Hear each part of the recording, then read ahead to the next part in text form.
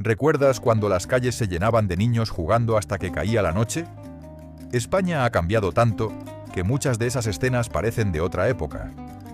Hoy vamos a viajar juntos por 15 costumbres españolas que marcaron generaciones y que ya no volverán. Quédate hasta el final porque te espera un recuerdo muy especial que seguro te emocionará. Jugar en la calle. Hubo un tiempo en que las calles eran el mejor patio de recreo. Los niños salían después de merendar y se escuchaba el eco de las risas hasta bien entrada la noche. La calle era escenario de todo, desde la comba y las canicas hasta el escondite o el clásico bote. Las plazas se llenaban de voces y carreras, y las aceras servían de portería improvisada con 2 mochilas como postes. No hacía falta nada más que imaginación y ganas de pasarlo bien. Era habitual que los vecinos se asomaran al balcón, no para quejarse del ruido, sino para vigilar de reojo. La calle era segura, todos se conocían y los niños crecían entre conversaciones, olor a pan recién hecho y el sonido de la radio que se escapaba de alguna ventana abierta. Hoy esas escenas parecen de otro siglo. El tráfico, la falta de tiempo y las pantallas han ido borrando aquella costumbre. Jugar en la calle era mucho más que diversión, era comunidad, amistad y libertad sin horarios. Nombrarla hoy es regresar a la inocencia de un país que vivía con otro ritmo. La siesta sagrada. En España, durante décadas, la siesta fue más que una costumbre. Era un derecho no escrito. Después de comer, los pueblos y ciudades quedaban en silencio. Las persianas bajaban, las calles se vaciaban, y el único sonido era el canto de las cigarras en verano. Aquella pausa representaba un respeto colectivo por el descanso. Era tan natural que las tiendas cerraban y los teléfonos permanecían mudos durante esas horas. Las familias compartían la comida del mediodía y acto seguido llegaba el ritual. Padres, abuelos y hasta los más pequeños se tumbaban un rato. No siempre era dormir profundamente. A veces bastaba con reposar y dejar que el cuerpo recobrara fuerzas. El clima caluroso y los horarios de trabajo hacían de la siesta una necesidad, casi una seña de identidad nacional. Hoy, el ritmo frenético, las jornadas partidas y la globalización han diluido ese hábito. Apenas sobrevive en algunos pueblos y en las vacaciones. Recordar la siesta es evocar un país que sabía frenar, que encontraba en ese paréntesis diario un modo de vivir con calma. Merendar pan con chocolate. Pocas cosas fueron tan universales en la infancia española como aquella merienda sencilla y feliz. Una rebanada de pan recién comprado en la tahona del barrio con una onza de chocolate negro encima. Era barato, nutritivo y estaba al alcance de casi cualquier familia. Los niños salían del colegio, corrían a casa y la merienda les esperaba envuelta en papel de estraza o servida directamente en la mesa de la cocina. El crujido del pan, mezclado con el dulzor del chocolate, era un pequeño lujo cotidiano. Se comía en la calle, en el portal con los amigos o sentado en el bordillo de la acera antes de volver a los juegos.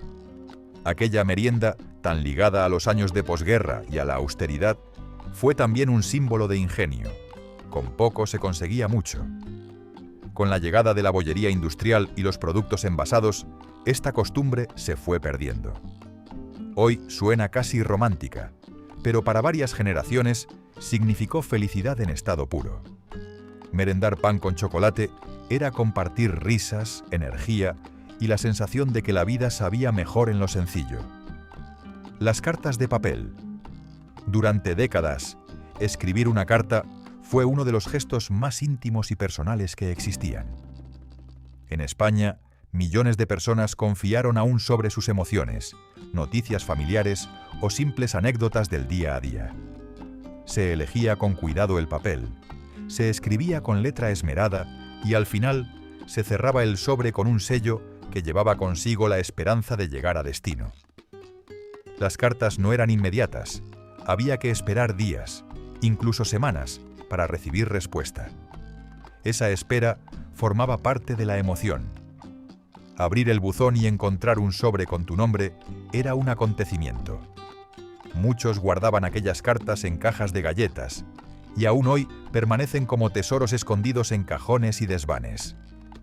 Con la llegada del teléfono y más tarde del correo electrónico y los mensajes instantáneos, esta costumbre se fue desvaneciendo. La rapidez ganó la partida a la paciencia. Sin embargo, las cartas de papel siguen representando una forma de comunicación más humana y duradera. Nombrarlas hoy es recordar un tiempo en que las palabras tenían peso y el silencio entre respuestas también era parte del mensaje. Domingos de cine en sesión doble. En los años 70 y 80, los cines de barrio eran un verdadero templo del ocio popular. Los domingos, muchas familias españolas esperaban con ilusión la famosa sesión doble, 2 películas por el precio de una. Se compraba la entrada en la taquilla, se buscaba un buen asiento y comenzaba la magia. Los niños disfrutaban de películas de aventuras, mientras los mayores esperaban ansiosos la segunda función, que solía ser un gran éxito del momento. Era habitual llevar bocadillos envueltos en papel de aluminio o caramelos para compartir en medio de la sala, aunque estuviera prohibido. El murmullo del público, el olor a pipas y el haz de luz del proyector creaban una atmósfera única. Aquella experiencia era más que cine. Era un ritual dominical que unía a generaciones enteras. Con el auge de las multisalas, el encarecimiento de las entradas y más tarde la llegada de la televisión y las plataformas digitales, las sesiones dobles desaparecieron. Recordarlas hoy es viajar a un tiempo en que el séptimo arte era un acontecimiento colectivo y accesible. Nombrar aquellas tardes es sentir el calor de un país que vivía el cine como una fiesta, familiar. Las cabinas telefónicas. Durante décadas, las cabinas telefónicas fueron parte inseparable del paisaje urbano español. Estaban en las plazas, en las estaciones y en las esquinas más transitadas. Eran un punto de encuentro, de urgencia y también de confidencia. Con unas pocas monedas se podían dar noticias importantes, avisar a la familia o simplemente decir «he llegado bien». Muchos recuerdan la sensación de marcar el número con prisa mientras la cola se alargaba detrás, esperando su turno. En los pueblos, la cabina era incluso el único teléfono disponible. Allí se reunían vecinos para recibir llamadas del hijo emigrado en Alemania o del primo que trabajaba en Madrid. El sonido metálico de la puerta al cerrarse y el olor a metal mezclado con tabaco eran parte de la experiencia. Con la expansión del teléfono móvil, las cabinas se convirtieron en objetos obsoletos. Muchas quedaron vacías, oxidadas, hasta desaparecer casi por completo. Hoy son reliquias urbanas que evocan un tiempo en el que cada llamada era breve, costosa y precisamente por ello más valiosa. Los álbumes de fotos reveladas. Reunir a la familia para ver un álbum de fotos reveladas era un ritual lleno de emoción.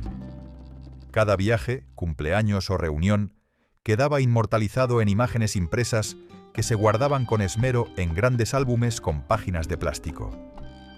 Ir a la tienda de fotografía, entregar el carrete y esperar varios días para recoger las copias formaba parte de la magia. La incertidumbre sobre cómo habrían salido las fotos era tan emocionante como el viaje mismo. Al abrir el sobre, aparecían imágenes movidas, ojos cerrados o encuadres extraños, pero también recuerdos auténticos que nadie se atrevía a borrar. Después, la familia se sentaba alrededor de la mesa y pasaba página tras página, comentando anécdotas y riendo con cada instantánea. Con la irrupción de las cámaras digitales y más tarde los teléfonos móviles, esa costumbre se perdió. Ahora acumulamos miles de fotos que rara vez volvemos a mirar. Los álbumes en papel eran distintos. Tenían peso, olor y textura. Eran la memoria física de una época en que cada disparo contaba y cada foto se convertía en parte de la historia familiar. Si ya sonreíste con alguno de estos recuerdos o volviste a sentir algo que creías olvidado, suscríbete y sigue viajando con nosotros al pasado. Las noches de verbena. En los barrios y pueblos de España, la verbena era el gran acontecimiento del año. Calles adornadas con farolillos de colores, mesas largas en la plaza y música en directo de orquestas que hacían bailar pasodobles, rumbas y canciones del verano. Aquellas noches tenían un encanto especial. Los vecinos se reunían, los niños correteaban con bengalas en la mano y las parejas jóvenes se daban sus primeros bailes bajo las luces tenues. La verbena no era solo fiesta, era comunidad. Se compartían churros con chocolate al amanecer, rifas de jamón y partidas de bingo improvisadas. Era la ocasión para reencontrarse con amigos y familiares que volvían del pueblo o de la ciudad. Hoy, aunque todavía sobreviven algunas fiestas populares, la esencia de aquellas verbenas se ha ido diluyendo entre festivales y celebraciones más modernas. Aquellas noches eran sencillas, pero llenas de magia. Recordarlas es volver a un tiempo en que España entera se vestía de música y alegría compartida, cuando la vida se celebraba sin prisa y con todo el barrio como familia. Los cromos de la Liga. El recreo en los colegios españoles de los años 80 y 90 tenía un protagonista indiscutible: los cromos de fútbol. ¿Lo tienes? ¿Lo cambias? ¿Me das el tuyo por dos míos? Así sonaban los patios de colegio cuando los niños se agrupaban en corro para negociar fichajes. Completar el álbum de la Liga era casi una misión nacional. Había cromos imposibles, los famosos cromos difíciles, que pasaban de mano en mano como auténticos tesoros. El ritual incluía abrir sobres recién comprados en el kiosco, con la esperanza de encontrar a la estrella del momento.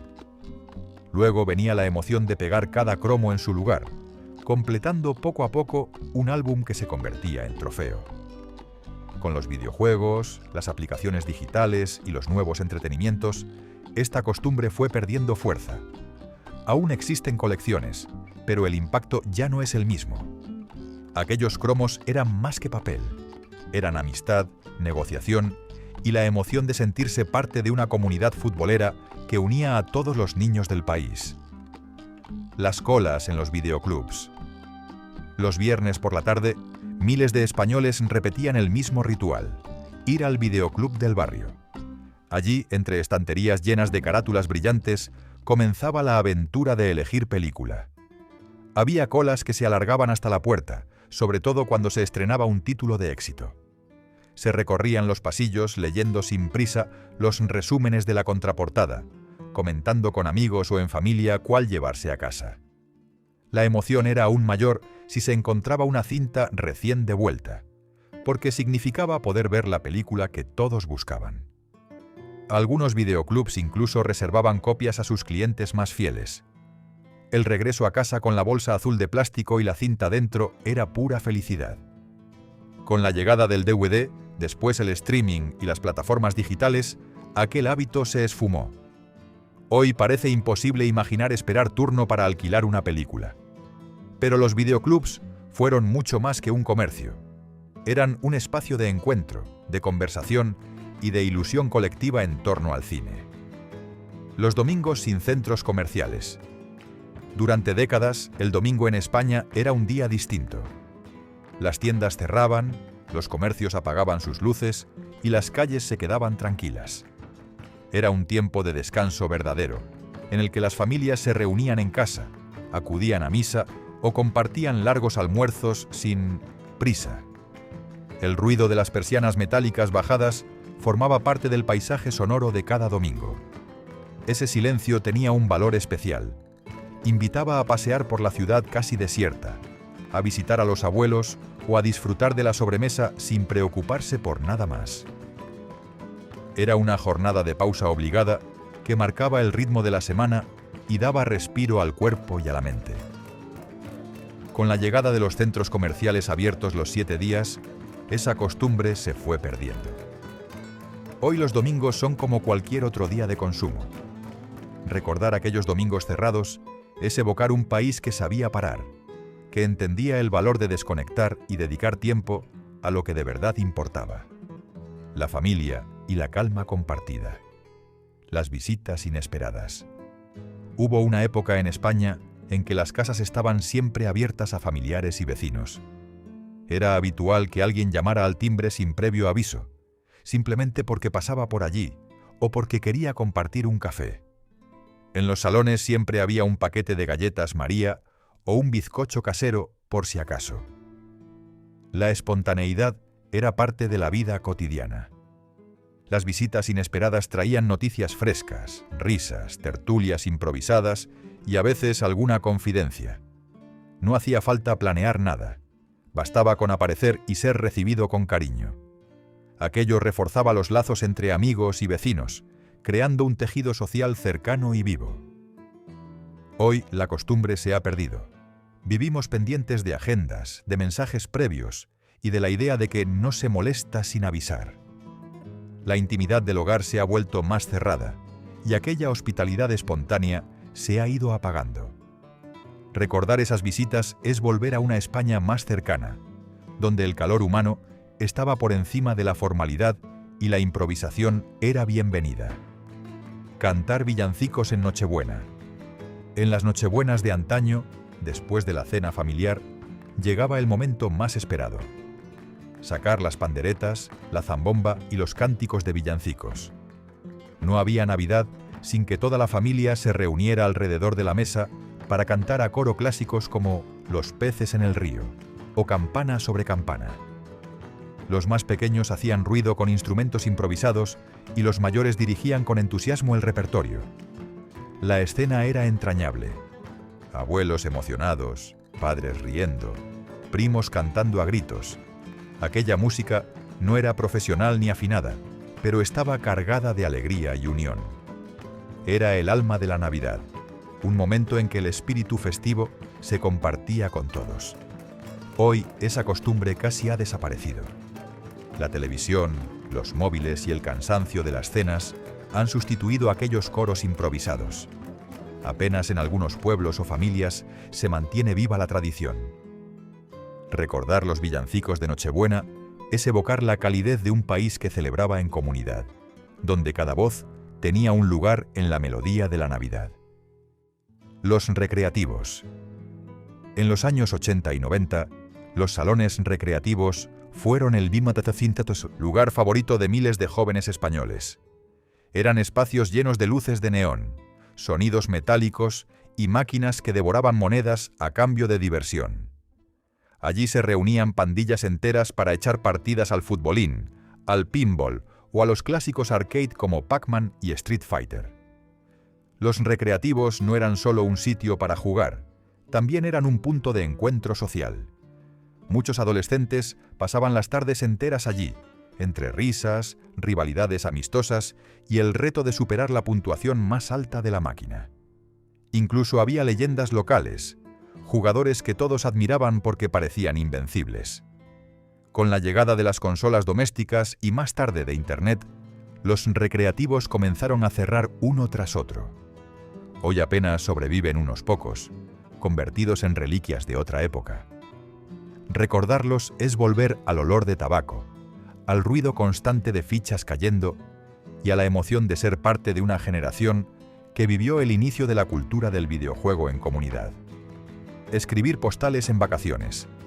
Antes de que existieran los móviles con cámara y las redes sociales, las vacaciones en España no terminaban sin enviar postales. En cada ciudad costera o pueblo turístico había expositores llenos de imágenes coloridas, playas abarrotadas, monumentos históricos o atardeceres de ensueño. Los viajeros elegían varias, las escribían con bolígrafo apresurado y las enviaban a familiares y amigos. Era un gesto lleno de cariño. Recibir una postal significaba que alguien se había acordado de ti en mitad de sus vacaciones. El matasellos con la fecha y el lugar quedaba como prueba del viaje. Muchas se guardaban en cajas de recuerdos, convirtiéndose en pequeños tesoros con aroma a verano. Con los mensajes instantáneos y las fotos compartidas al momento, la costumbre desapareció. Hoy resulta impensable esperar días para recibir noticias desde la playa. Sin embargo, las postales representan la calidez de un tiempo en que las palabras escritas y las imágenes impresas tenían valor. Nombrarlas hoy es volver a sentir la ilusión de abrir el buzón y descubrir un trozo de viaje en papel. Y como recuerdo extra, si has llegado hasta aquí, no podía faltar la figura del afilador. con su bicicleta adaptada y el silbido inconfundible de su flauta, recorría calles y plazas ofreciendo su oficio. Apenas escucharlo, las amas de casa bajaban con cuchillos y tijeras envueltos en papel de periódico. Hoy casi ha desaparecido, pero escuchar aquel silbido es volver de golpe a la España de antaño. Coméntanos, ¿cuál de todas estas costumbres recuerdas con más cariño? Suscríbete al canal para seguir escuchando estas maravillosas historias de la España que también fue.